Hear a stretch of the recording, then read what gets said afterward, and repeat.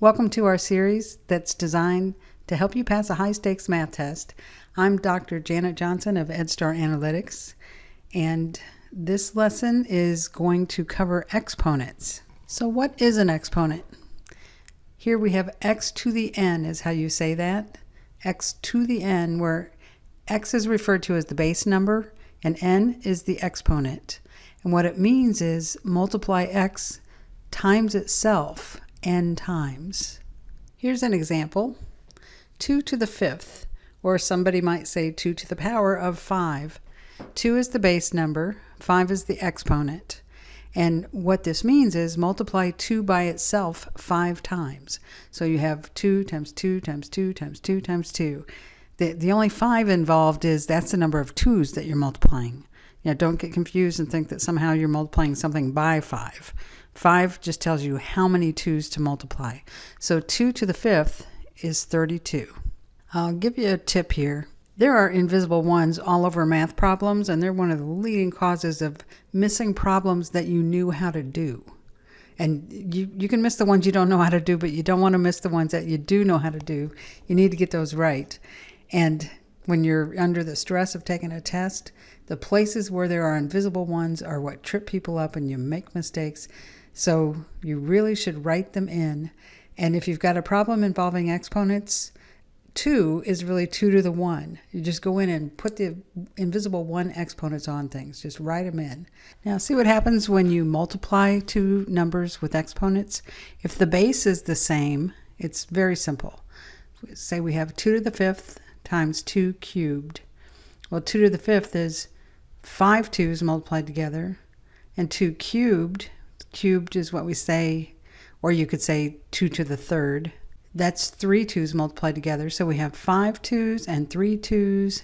So we have 8 2's. So the rule for multiplying exponents should make sense to you.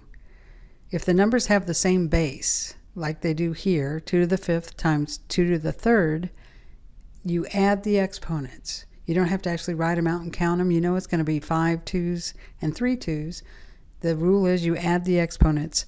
This should make sense to you. It should not be a rule that you just memorize. So think about it for a few minutes if it doesn't make sense rather than something that you would memorize. Now here's an example of where those invisible ones come in.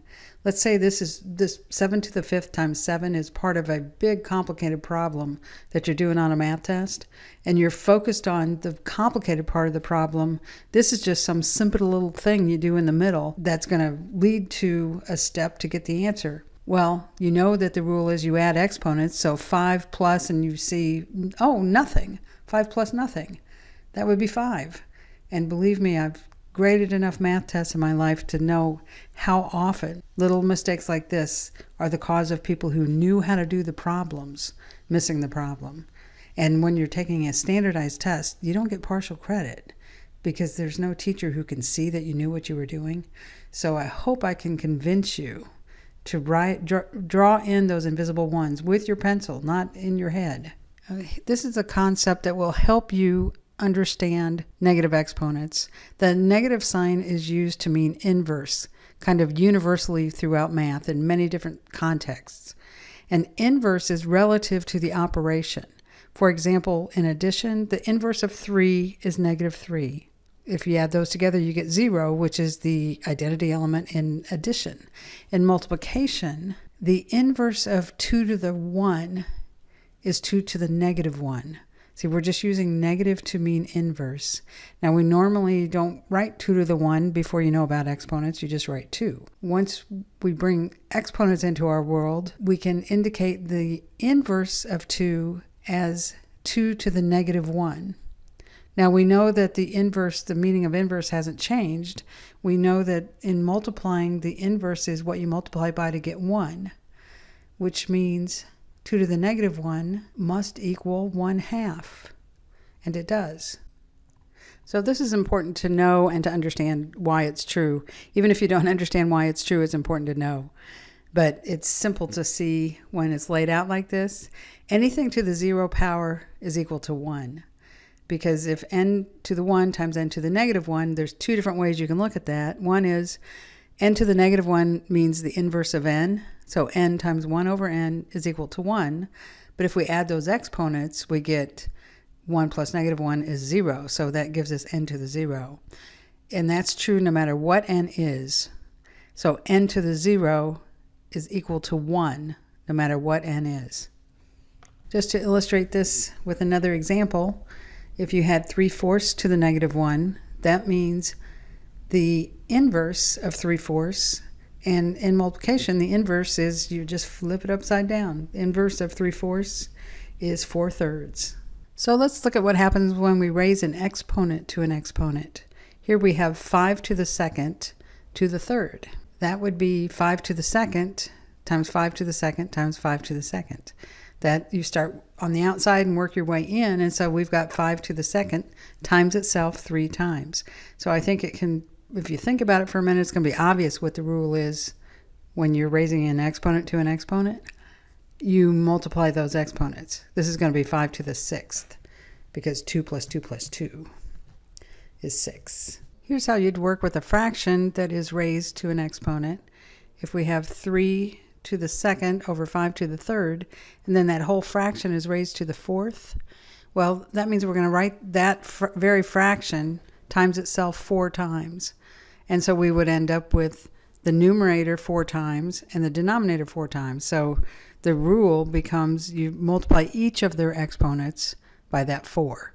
3 to the 2 times 4 over 5 to the 3 times 4, or 3 to the 8th over 5 to the 12th. Now let's say you're asked to simplify something as ugly as this on a test. So to simplify this, we do it in steps. We start with taking care of the things that have negative exponents on them. Now y to the negative 2 means the inverse of y squared, which means the flip of it, which essentially means move it to the bottom and it loses its negative sign. And the x to the negative 1 on the bottom, we need the inverse of 1 over x, which is x to the 1. So that goes to the top. Now, there's a lot of steps here. They're all simple, but it's a lot to remember. I have taught countless numbers of college algebra classes, and a kind of visual mnemonic that has helped some of the students that I've had who find this kind of overwhelming. I tell them just think of that negative sign as an elevator pass. And no matter where you are, if you have an elevator pass, you have to ride the elevator. If you're on the bottom, you got to ride up. If you're on the top, you got to ride down. And the little man that lives on that line there takes your elevator pass away from you when you ride. Something like this looks bad, but it's really not that bad. Let me show you how to do it. First thing I do is put that invisible 1 exponent on the 4, so I don't do all this work for nothing and miss the problem. And then all the exponents are raised to the second power, so I multiply all the exponents by 2. So next thing we do, anybody with an elevator pass rides the elevator and gives up his pass. And then any numbers that have the same base, we add their exponents.